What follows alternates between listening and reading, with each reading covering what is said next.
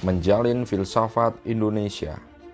Tidak perlu mencari yang esensialis dalam filsafat Indonesia. Seluruh praktik berfilsafat yang saat ini tengah berkembang, itulah deskripsi filsafat di Indonesia. Yang utama, tetap kritis memaknai pengetahuan, oleh Saras Dewi. Filsafat bermula dari kecintaan, bahkan pengertian dari filsafat itu dimaknai sebagai rasa cinta terhadap kebijaksanaan. Filsafat sebagai pengejawantahan hidup dapat diamalkan oleh siapapun. Untuk mereka yang mencintai hidup beserta segala lorong di labirin yang ingin ditelusuri, berfilsafat adalah renungan yang kritis terhadap realitas. Cinta pada kearifan berarti rangkaian pertanyaan tanpa surut tentang kehidupan ini. Hidup dimulai dari keheranan. Mengapa ada kehidupan? Apakah arti dari kehidupan? Dan apakah yang dapat saya lakukan sebagai manusia? Filsafat melalui pemahaman ini sebenarnya dilakukan oleh siapapun dimanapun mereka berada di dunia ini. Akan tetapi, filsafat sebagai suatu tradisi pengetahuan yang formalistik menjadi urusan yang berbeda. Ada pandangan yang bertengger bahwa filsafat yang dianggap sah adalah yang berbentuk sistematis, rigoris, dan akademis. Pertanyaan lanjutannya adalah, apakah filsafat Indonesia dalam kerangka semacam ini?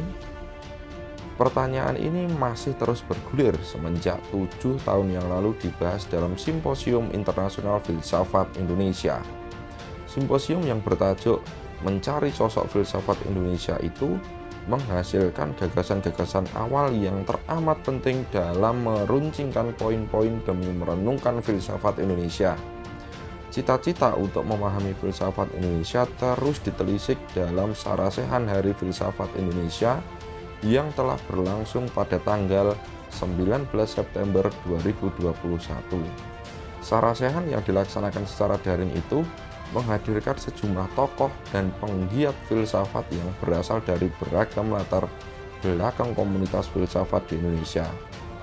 Para pemikir filsafat yang hadir adalah Carlina Supeli, Frans Magnisuseno, Komarudin Hidayat, Setyo Wibowo, Simon Cahyadi, Jaya Suprana, Mokhtasar Syamsuddin, Bambang Sugiharto, F. Eko Armada Rianto, dan masih banyak lagi. Mereka menyampaikan pendapat-pendapat terkait dengan beberapa soal. Misalnya, apa makna peringatan Hari Filsafat Indonesia dan apa saja kegiatan-kegiatan yang dapat dilakukan secara kolaboratif untuk mendorong pengembangan ilmu filsafat di Indonesia. Semasa saya menjadi kepala program studi filsafat UI pada tahun 2010, saya menyadari betapa terlantarnya wawasan filsafat keindonesiaan di kampus. Dibantu oleh para kolega antar program studi, kami mengembangkan mata kuliah filsafat timur yang juga membahas secara mendalam kebijaksanaan lokal di Indonesia. Malangnya, perombakan kurikulum membuat kami harus mengalami penyusutan kredit mata kuliah.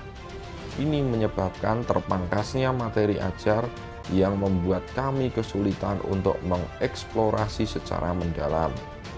Memang, corak berfilsafat di program studi filsafat UI condong pada filsafat barat.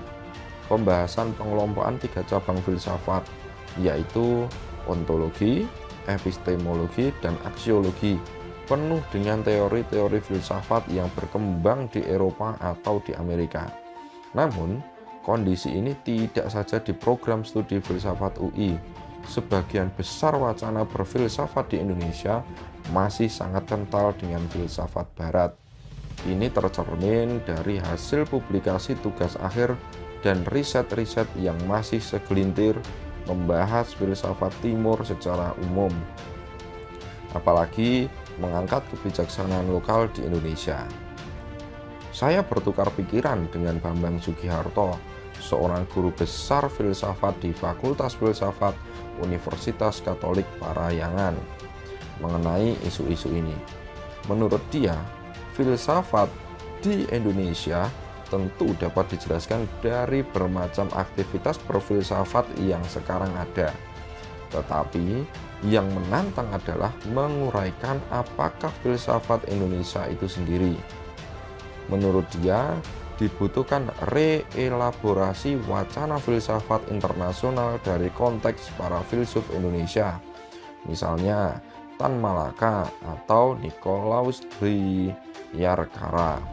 Sebaliknya, perlu diupayakan pula reartikulasi kebijaksanaan-kebijaksanaan lokal ke dalam wacana internasional. Dari pandangan postmodernis ini, memang tidak ada lagi akar tunggang dalam berfilsafat. Alih-alih berfilsafat adalah keragaman gagasan dan pembacaan baru yang saling terpaut, entah dari barat ataupun timur. Isetomi F. Aoi, seorang pakar filsafat budaya yang berjudul Mencari Filsafat Indonesia, tepat untuk direnungkan. Tulisan yang dipublikasikan pada tahun 2014 itu membicarakan bagaimana kiat merangkai filsafat Indonesia beserta segala kepelikannya. Satu hal yang penting untuk digarisbawahi, ia mengatakan filsafat tidaklah muncul dalam ruang tunggal dan monoton. Saya menafsirkannya kini sebagai pengingat bahwa filsafat Indonesia pun tidak tunggal dan berdiri atas berbagai persilangan pemikiran. Saya setuju dengan komentar Martin Suryajaya dan Syarif Maulana, dua pemuda yang berperan dalam terselenggaranya Festival Filsafat terbesar di Indonesia pada tahun 2020, bahwa tidak perlu mencari yang esensialis dalam filsafat Indonesia. Seluruh praktik berfilsafat yang saat ini tengah berkembang, itulah deskripsi filsafat di Indonesia. Tanpa terperosok ke dalam esensialisme, saya mengajukan agar tetap kritis memaknai bagaimana pengetahuan itu tersusun, sekaligus kepentingan dan kuasa di baliknya. Oleh karena itu, untuk merekognisi filsafat Indonesia berarti suatu sikap atau respon terhadap kesenjangan struktur keilmuan ataupun pelembagaan pengetahuan filsafat yang selama ini diterima. Dalam beberapa penelitian yang saya lakukan, menggali pengetahuan yang berbasiskan kearifan lokal berarti kepekaan untuk memahami transmisi pengetahuan melalui tradisi lisan, mitos, kepercayaan, serta nilai-nilai adat tertentu. Gagasan filsafat Indonesia mengendap di dalam ekspresi-ekspresi berkesenian, tarian, kidung, pahatan yang brilian dan tidak saja indah, tapi juga memiliki kemanjuran sosial.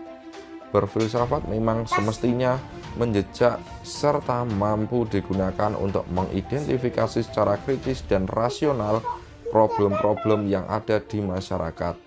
Feminisme di Indonesia misalnya adalah suatu reaksi terhadap kekerasan dan ketidaksetaraan terhadap perempuan. Filsuf seperti Tuti Herati merupakan seorang pelopor yang memberikan kontribusi besar pada filsafat Indonesia, khususnya dalam membongkar relasi hierarkis dan mengusulkan perspektif baru yang adil dan setara. Keberlimpahan pemikiran-pemikiran ini menunjukkan laju filsafat Indonesia. Tentu, filsafat Indonesia sebagai sebuah jalinan membutuhkan terus-menerus kegigihan untuk menggali pengetahuan, kemudian menginterpretasikannya, serta ketekunan untuk memperkuat sistematika. Saras Dewi, pengajar ilmu filsafat dari Universitas Indonesia.